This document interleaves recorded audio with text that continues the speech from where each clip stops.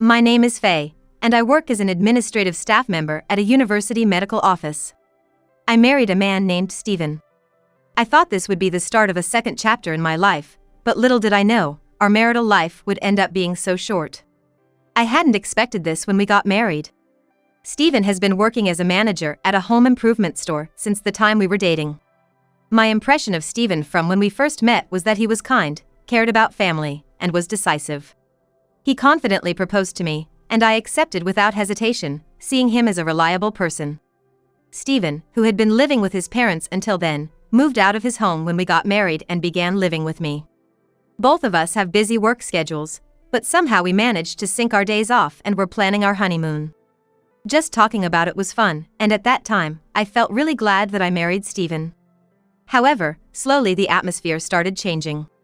The place where Steven and I lived was a 3-bedroom apartment, just 2 years old.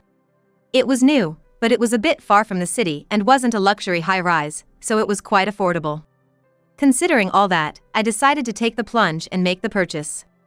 Living there was nothing inconvenient, and Steven never had a taste for luxury. So, you could say it was quite comfortable. One day, Steven told me, my mother and sister want to come over to see our new home tomorrow, so I've invited them. Hearing this, my initial thought was that he should have discussed the date with me beforehand. After all, Steven would be off work tomorrow, but I had to work. His decisiveness was good, but sometimes he hurt me by not considering my feelings. I'll be at work, is that okay? Hearing that, Steven said, well, that's fine. We'll just look around the house a bit, and that should be it.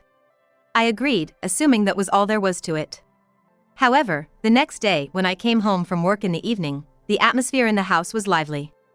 There was a pleasant smell, and when I entered the living room, there were Steven, my mother-in-law, and sister-in-law. The 3 of them had prepared food and drinks and were enjoying themselves. What's going on? I blurted out. My mother-in-law, seeming a bit tipsy, greeted me with a high-spirited, "Oh, Faye, you're home. Done with work? You've been working hard." My sister-in-law looked at me and cheerfully said, "Hey, Faye. You must be tired. But, wow, this house is amazing. It's not fair that you get to live in such a place." Steven was joining in the fun, and I was the only one in the room who was out of the loop. I was told you were coming for a house tour, but did you plan on having dinner as well? I asked, trying not to upset them, as what was happening was different from what Steven had told me. I felt a bit upset, but Steven, with a smile, casually replied, my mom and sister said they had plenty of time. So, we thought why not have dinner? Even though he said that, it was their time he was considering, not mine, and I wanted to express that. It's not like I dislike my mother-in-law or sister-in-law, but I don't want to be on my toes in my own home. However, Steven said, my dad is not around anymore, and it's always just the 2 of them. They need a change of scenery once in a while. He said this in a carefree manner. Hearing this, my mother-in-law said, Steven is such a kind boy. Faye, you should appreciate that you got to marry Steven, as if I was being taken care of by Steven. I wanted to retort, I'm working and earning too, you know? But then I thought, maybe it's okay to let them have a family dinner once in a while, so I decided to step back. I didn't want any conflict, and they had bought the groceries and prepared the meal themselves. But then, my mother-in-law said something that left me shocked. But, this fridge is stocked with good meat. High-quality meat really is delicious. I couldn't believe my ears for a moment. My mother-in-law and sister-in-law were clearly using our groceries. The alcohol and the snacks my sister-in-law was eating were exactly the ones we had bought. Huh? You didn't buy these yourself? When I asked, my mother-in-law replied, well, if you have this much in the fridge, there's no need to go shopping, right? It's a hassle to go to the supermarket. She responded without any hint of remorse. And then, to top it all off, she said, I'm tired now, so if you want to eat something, Faye, you'll have to make it yourself.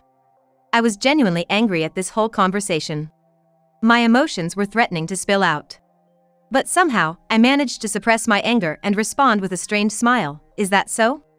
Well, I'll take care of my portion then. Saying this, I headed to my room. However, it seems some of my emotions may have leaked out.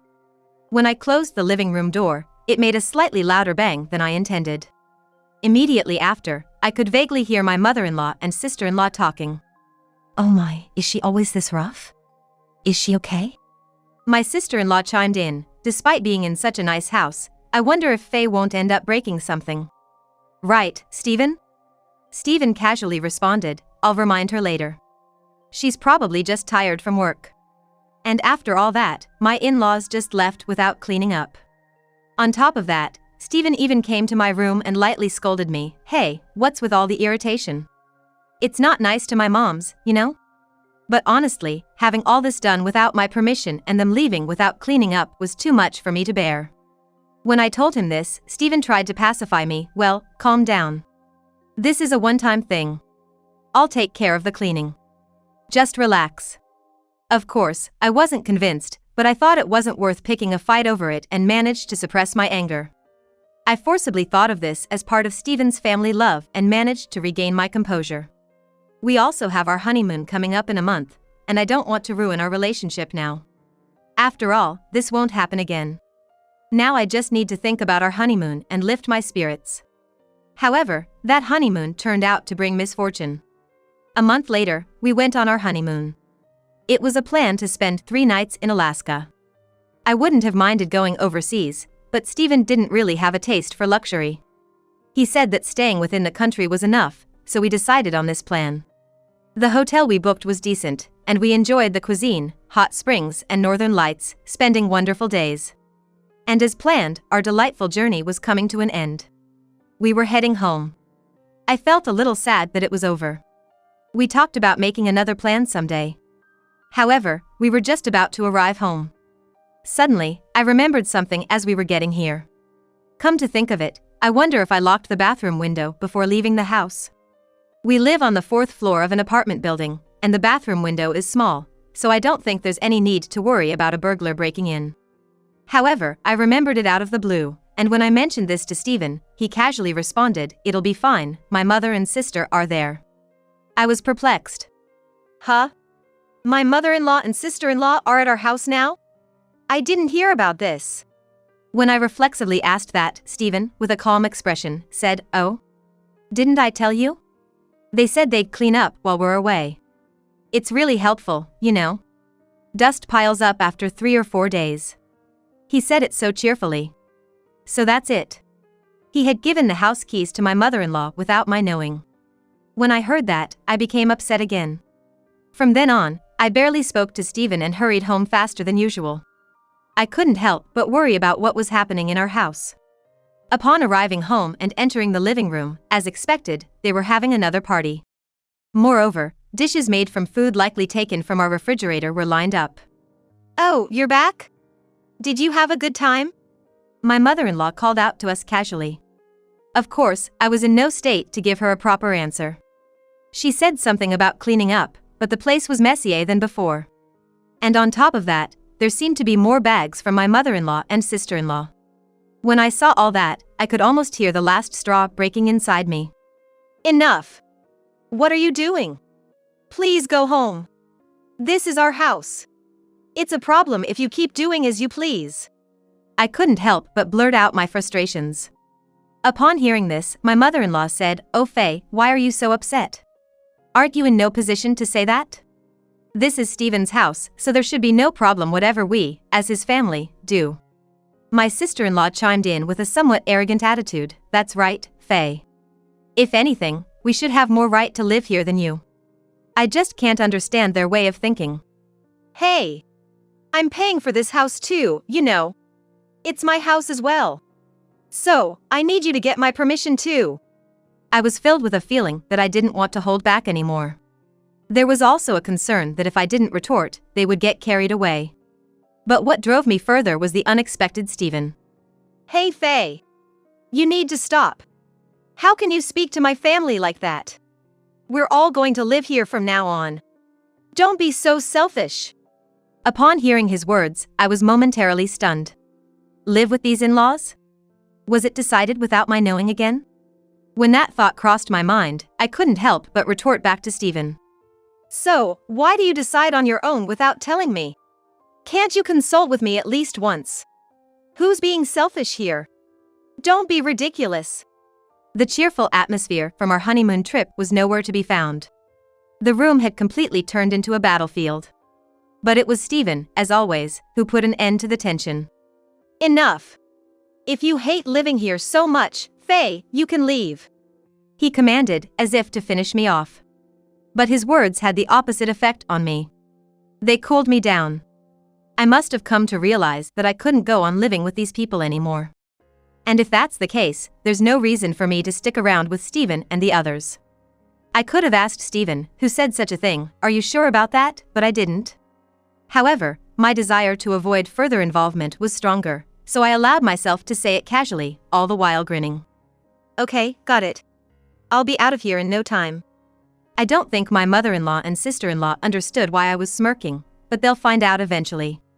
Afterwards, I quickly packed up only the essentials and left the house. Stephen's parting words were, "Cool off for a while," but I was already cool and had no intention of returning. He seems to think I'm coming back. I contacted my parents, asked to stay with them temporarily, started preparing for divorce, and began looking for a new place to live.